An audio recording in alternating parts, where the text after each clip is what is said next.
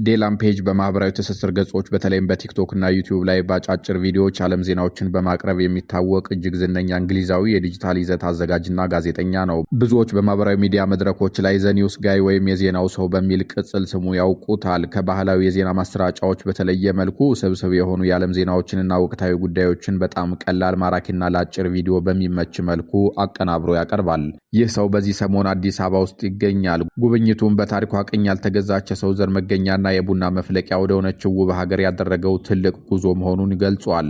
ለተከታዮቹ ስለ ኢትዮጵያ ውበት፣ ታሪክ፣ ባህልና ተፈጥሯዊ መስህቦች በቪዲዮዎቹ አስደግፎ ለማሳየት የበርካታ ቀናት ቆይታና ጉብኝት እያደረገ የሚገኝ ሲሆን በቆይታው በተለይ በአዲስ አበባ ውስጥ ያሉ በርካታ ቁጥር ያላቸውን የኢንግሊሽ ፕሪሚየር ሊግ በተለይም የአርሰናል እግር ኳስ ክለብ ደጋፊዎችን ለማግኘትና ከእነርሱ ጋር ጊዜ ለማሳለፍ እቅድ እንዳለው ተናግሯል። የዴላም ፔጅ ሰሞነኛ ጉብኝት አዲስ አበባ በአሁኑ ወቅት የዓለም አቀፍ ዲጂታል ይዘት አዘጋጆችና ታዋቂ ሰዎች ቀልብ እየሳበች ለመሆኗ ትልቅ ማረጋገጫ ተደርጎ ተወስዷል። በቅርቡም ከተለያዩ የአፍሪካ ሀገራት የተውጣጡ ከ200 በላይ ተጽዕኖ ፈጣሪዎች የተሳተፉበት የሶሻል ሚዲያ ተጽዕኖ ፈጣሪዎች ጉባኤ በአድዋ ድል መታሰቢያ ሙዚየም መካሄዱ ይታወሳል። የዓለም አቀፍ መገናኛ ብዙሃንና የዲጂታል ሚዲያ ተንታኞች የዴላም ፔጅ ወደ አፍሪካ በተለይም ወደ ኢትዮጵያ ያደረገው ጉዞ በከፍተኛ ትኩረትና አድናቆት ነው የተከታተሉት። እንደ ፎርብስ እና ዘቨርጅ ያሉ ተጽዕኖ ፈጣሪ ሚዲያዎች እንደሚሉት ዴላም ፔጅ እንደ ባህላዊ የዜና ማሰራጫዎች ሲኤንኤን ወይም ቢቢሲ ግዙፍ የበጀትና የሰው ኃይል ሳይኖረው ስልኩንና ካሜራውን ብቻ ይዞ ወደ ቀጠናው መግባቱ የዜና አሰባሰብን ስነ ምህዳር ሙሉ በሙሉ የቀየረ ክስተት ነው። በተለይም የምዕራባውያን መገናኛ ብዙሃን አፍሪካንና ኢትዮጵያን አዘውትረው ከሚያዩባቸው የችግርና የጦርነት ትረካ በተለየ መልኩ እንደ ዴላን ያለ በሚሊዮን የሚቆጠሩ ወጣቶች የሚከተሉት የዓለም አቀፍ ዜና አቅራቢ ሀገሪቱን የሰው ዘር መገኛ፣ የነጻነት ተምሳሌትና የቡና መፍለቂያ እያለ በአዎንታዊ ጎን ለዓለም ማስተዋወቁ በቱሪዝምና በሀገር ገጽታ ግንባታ ላይ የሚያሳድረው ተጽዕኖ ከትልልቅ የዲፕሎማሲ ዘመቻዎች በላይ እጅግ የጎላ መሆኑን ዓለም አቀፍ ተንታኞች በሰፊው አስምረውበታል። ባለፉት ጥቂት ቀናት ውስጥ ዘኒውስ ጋይ በመባል የሚታወቀው ዴላም ፔጅ የኢትዮጵያን ውበትና እንግዳ ተቀባይነት ለዓለም አቀፍ ታዳሚዎች ለማስተዋወቅ በአዲስ አበባ ጎዳናዎች ላይ ይገኛል። ከዚህ የዴላም ፔጅ የኢትዮጵያ ጉዞ ጀርባ አንድ ልዩ የኢትዮጵያ ልጅ አለ። አዶናይ ብርሃነ ይባላል። አዶናይ ብርሃነ በኢትዮጵያ ማህበራዊ ሚዲያ በተለይም በቲክቶክ ላይ እጅግ ታዋቂና ተጽዕኖ ፈጣሪ ከሆኑ ወጣት የይዘት አዘጋጆች አንዱ ነው። በዋናነት የሚታወቀው ሕይወትን ቀያሪ በሆኑ አስተማሪ ወይም አነቃቂ ንግግሮቹ፣ በበጎ አድራጎት ስራዎቹና ወጣቶችን ለስኬት በሚያነሳሱ የቪዲዮ ይዘቶቹ ነው። በቅርቡ በተካሄደው የኢትዮጵያ ክሬቲቭ አዋርድ ላይ የዓመቱ ምርጥ ቲክቶከር በመሆን ከፍተኛውን እውቅናና ሽልማት ያገኘ ሲሆን በማህበራዊ ሚዲያ ላይ በሚሊዮን የሚቆጠሩ ተከታዮች አሉት። አዶናይ በቅርቡ ወደ ለንደን አድርጎት በነበረው ጉዞ ከዴላም ፔጅ ጋር በአካል ተገናኝቶ የነበረ ሲሆን በወቅቱም ዴላንን ወደ አዲስ አበባ ለመጋበዝና የአገሪቱን ገጽታ በጥሩ ጎኑ ለማሳየት በር ከፋች ሆኗል። አዶኒ ከታዋቂነቱ ባሻገር በተለያዩ በጎ አድራጎቶች ለሰዎች መኪናና መኖሪያ ቤት እስከ ማስረከብ የደረሱ ትልልቅ የጊቫዌይ ቻሌንጆችን በማስተባበር በብዙዎች ዘንድ አድናቆትን ያተረፈ ወጣት ነው። የአዶናይ ብርሃነ ስምና ተጽዕኖ በአገር ውስጥ ብቻ ሳይወሰን በዓለም አቀፍ መገናኛ ብዙሃንም ትኩረት ማግኘት ጀምሯል። ታዋቂ የዓለም አቀፍ የቴክኖሎጂና የማህበራዊ ሚዲያ ተንታኝ መድረኮች አዶናይን በምስራቅ አፍሪካ የዲጂታል ይዘት ፈጠራን ወደ ማህበራዊ በጎ አድራጎትና ሀገራዊ ገጽታ ግንባታ በመቀየር ረገድ ግንባር ቀደም ምሳሌ ሲሉ ገልጸውታል።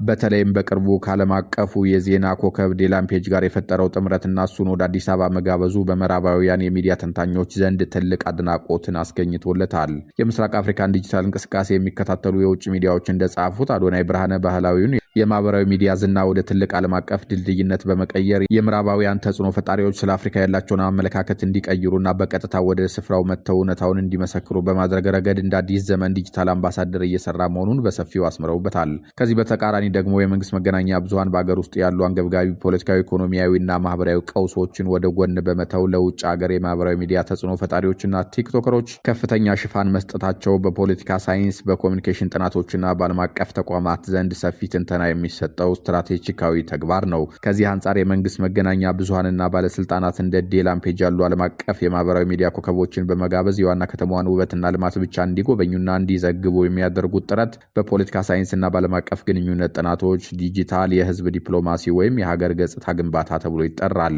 ይሁን እንጂ ሀገሪቱ በከፋ የውስጥ ጦርነት፣ የዜጎች እገታ፣ መፈላቀልና የኑሮ ውድነት ውስጥ ባለችበት ሁኔታ ይህንን ስልት በተጋነነ መልኩ መጠቀም በዓለም አቀፍ ተመራማሪዎች ዘንድ የኩራት ፕሮፓጋንዳ ወይም የመረጃ መናወጥ ተብሎ ይፈረጃል።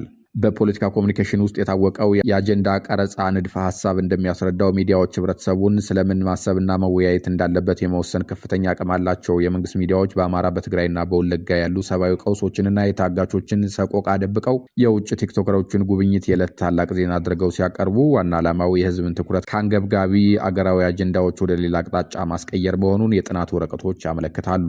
ይህ አይነቱ ስልት በተለይም የፖለቲካ ነጻነት በሌላቸውና የውስጥ አለመረጋጋት ባለባቸው ሀገራት ውስጥ የመንግስትን ህጋዊነትና ተቀባይነት በሐሰተኛ ትርክት ለመገንባት በስፋት ጥቅም ላይ ይውላል። ኦክስፎርድ ዩኒቨርሲቲና መሰል የዓለም አቀፍ ጉዳዮች ምርምር ተቋማት የሚያወጧቸው ጥናቶች እንደሚያሳዩት ገዢ አካላት ከገንዛ ዜጎቻቸው ይልቅ የውጭ ሰዎችን ምስክርነትና አድናቆት አጥብቀው የሚፈልጉት የውጭ ማረጋገጫ ጥማት ሲጠናባቸው ነው። ይህ ክስተት መንግስታት በአገር ውስጥ ያላቸው የህዝብ አመኔታና የፖለቲካ መተማመን ሲሸረሸር በውጭ ዜጎች ውዳሴ አማካኝነት የውሸት የተረጋጋ ገጽታ ለመፍጠር የሚጠቀሙበት የስነ ልቦና መከላከያ ዘዴ ነው። ከዚህም በላይ የኮሙኒኬሽን ምሁራን ይህን ድርጊት የሚዲያ ተቋማዊ ውድቀትና የሞራል ዝቅጠት መገለጫ አድርገው ይመለከቱታል። ቀደም ባሉት ጊዜያት የመንግስት ሚዲያዎች ትኩረት እንደ ኮንዶሊዛ ራይስ ወይም ፕሬዝዳንት ባራክ ኦባማ ያሉ ዓለም አቀፍ የፖለቲካ መሪዎችን ጉብኝት እንዲሁም በትልልቅ ዓለም አቀፍ የኢኮኖሚ መድረኮች ላይ የሚቀርቡ የፖሊሲ ክርክሮችን መዘገብ የነበረ ሲሆን አሁን ላይ ግን ግንባር ቀደም የዜና አጀንዳቸው የቲክቶክ ብሎገሮች እንቅስቃሴ መሆኑ የሚዲያውን ሙያዊ ስልጣኔና ሀገራዊ ክብደት በእጅጉ ያወረደ ተግባር ተደርጎ ይገመገማል። ይህ አይነቱ አካሄድ በዓለም አቀፍ መገናኛ ብዙሃን ሪፖርቶች ላይ በተደጋጋሚ ሲተች ይስተዋላል። እንደዚህ ያሉ ተቋማት እንደሚገልጹት እውነተኛና ዘላቂ የሀገር ገጽታ ግንባታ ሊመጣ የሚችለው በማህበራዊ ሚዲያ ኮከቦች በሚከፈል ማስታወቂያ ወይም በአዲስ አበባ የኮሪደር ልማት ውበት ሳይሆን በመሬት ላይ ያለውን ተጨባጭ የሰብአዊ መብት አያያዝ በማሻሻል የህግ የበላይነትን በማክበር የዜጎችን ደህንነት በመጠበቅና ፍትሃዊ የኢኮኖሚ እድገትን በማረጋገጥ ብቻ ነው። እውነታውን የሸሸገ የውጭ ቲክቶከሮች ውዳሴ በዓለም አቀፉ ማህበረሰብ ዘንድ የሀገሪቱን ታማኝነት ይበልጥ የሚያሳጣና ዲፕሎማሲያዊ ክስረትን የሚያስከትል ነው እየተባለም ይገኛል።